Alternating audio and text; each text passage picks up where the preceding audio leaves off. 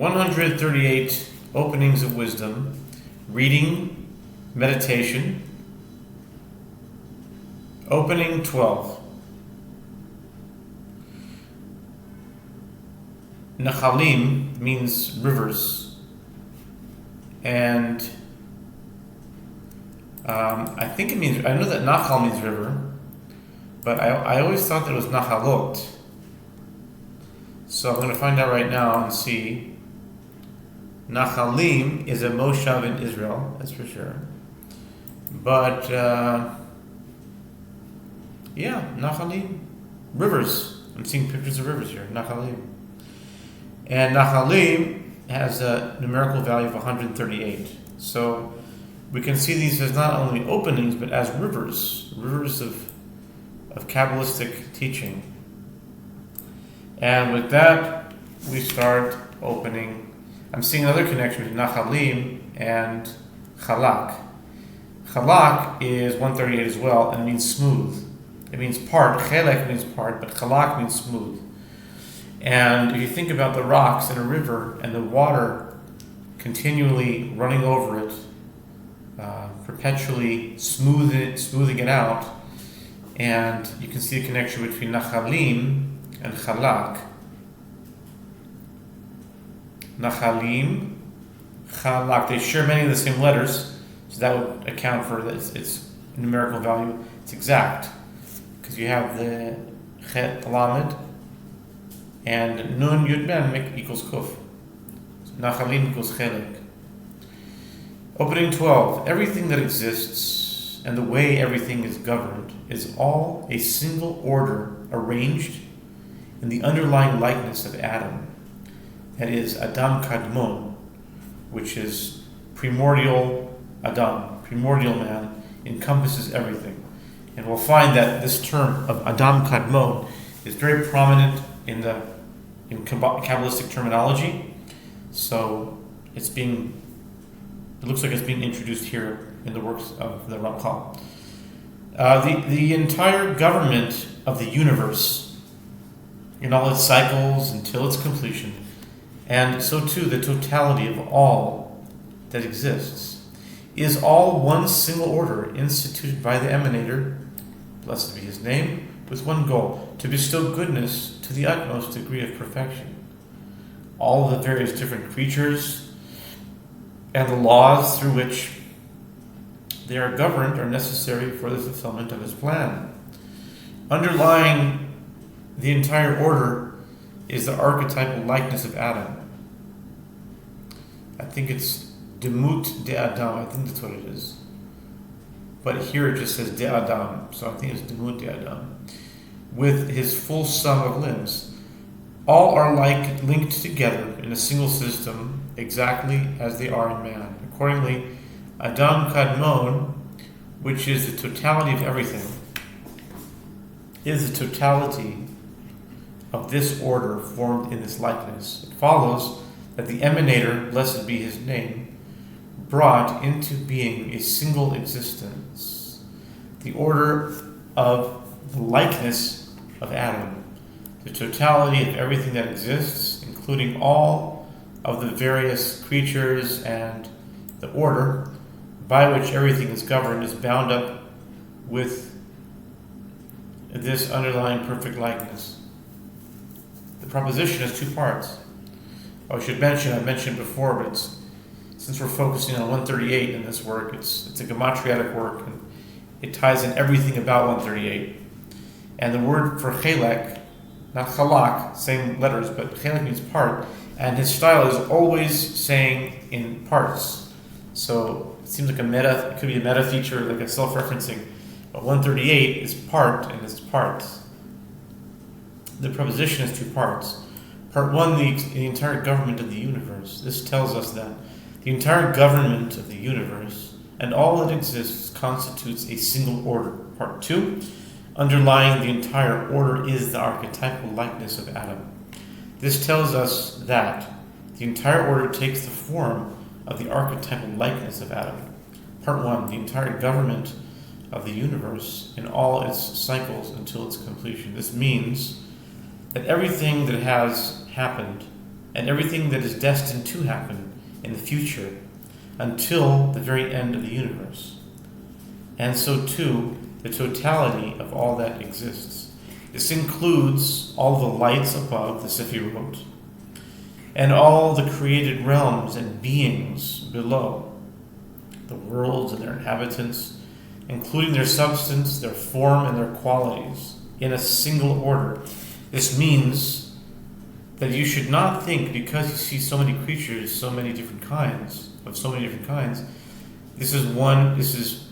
this one serving one function, that one serving a different function, that they do not all enter a single system, like branches emerging from a single root. For a mere random multiplicity lacking any order or unity of purpose in its constituent parts is not praiseworthy. Consider the case of a person who possesses a variety of different skills. He may know how to do metalwork and painting and how to make music. We might say that the reason why he does all these different things is because this is what he knows. And if he knew more, he would do more. We are not obliged to find any connection between one field of expertise and another, or between different examples of the person's work in various spheres. What he knew, he did. But the Holy One, blessed be He, has made so many creatures. Should we therefore say that He made just as many creatures as the number of great skills He possesses, like the man who knows how to do metalwork, paint, and make music, and one who does each of the things he does because he possesses the requisite expertise? The immediate objection can be raised: Have you then exhausted all the praises of your master? Brachot 33b. Does he possess no other knowledge except that exhibited by the work we see?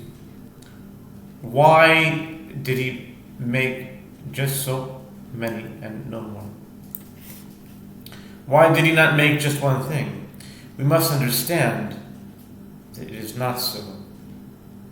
The various different things we see in the world are not totally separate, unconnected items for all kinds of different reasons.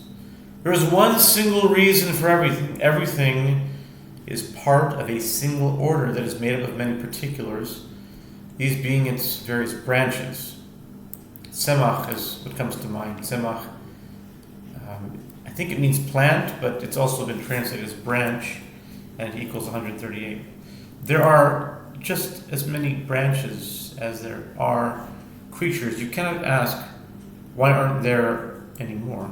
For in order to accomplish the goal intended by the Supreme Mind, it was necessary to have precisely this number of different creatures. The single order was instituted by the Emanator, blessed be his name, with one goal: to bestow goodness to the utmost degree of perfection. This defines the purpose of everything. It is a complete order, the purpose of which is to bestow perfect goodness.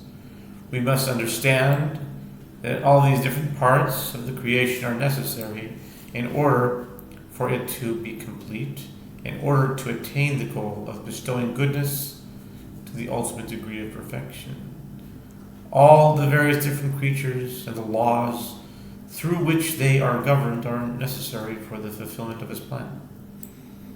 As we have explained earlier, the actual creatures themselves contain within them allusions to different aspects of the overall system of government and are built accordingly in all of their laws and details. Everything that happens in the world is part of the overall government. All the different creatures and everything that happens to them makes it evident that everything is part of a single system of government and a single order whose purpose is the bestowal of perfect good. Each and every creature is needed, for each of them points to a particular aspect of the overall system of government. Part 2, underlying the entire order is the archetypal likeness of Adam. It calls it Demut de Adam. This is what I thought it was before, but maybe it's not. Of the archetypal likeness of Adam, it is written, "Let us make Adam in our image, after our likeness," Genesis 1:26. We see that this likeness includes and encompasses all the powers of holiness. With his full sum of limbs, just as each individual partsuf divides into 613 lights, these being its 613 limbs and interconnecting channels, so too the totality of existence is made up of 613 limbs and channels, all of which constitute a single overall likeness. For even though each of the different worlds is considered to be a world in itself, they are all only limbs of this overall likeness. The interconnections and interrelationships between the different worlds are the interconnections and interrelationships between the constituent limbs of this single order. Thus, all are linked together in a single system, exactly as they are in man. The meaning of this should be clear in the light of what we have said above. And therefore, Adam Kadmon, which is the totality of everything, is the totality of this order formed in this likeness. We will see clearly below, in opening 31, that the entirety of all that exists is called Adam Kadmon, primordial Adam. All of the worlds above and below are considered to be only parts of this, like branches emerging from the root. Everything in its entirety is this Adam Kadmon, as we discussed later. And as discussed later, the 10 Sephirot of Adam Kadmon fill the entire void, as will be explained in due course with the help of heaven. It follows that the Emanator, blessed be his name, brought into being a single existence. The greatness of the supreme wisdom lies in the fact that he did not create a multiplicity of different things with no common direction, rather a single existence. This single existence is so great in every respect that when we examine its particulars, we find all the different details that we see now. Accordingly, we say that this entire existence takes the form of a single man, or Adam, and that all these parts that exist now can constitute the limbs of this Adam. Accordingly, this single existence is called the order of the likeness of Adam. Anything we wish to understand with respect to any of the existent beings we see, we will understand in relation to this underlying order of the likeness of Adam. The totality of everything that exists, including all the various creatures, and the order by which everything is governed, is bound up with this underlying perfect likeness. As explained earlier, the perfection of the order that he brought into being required all these different creatures and the order through which they are governed.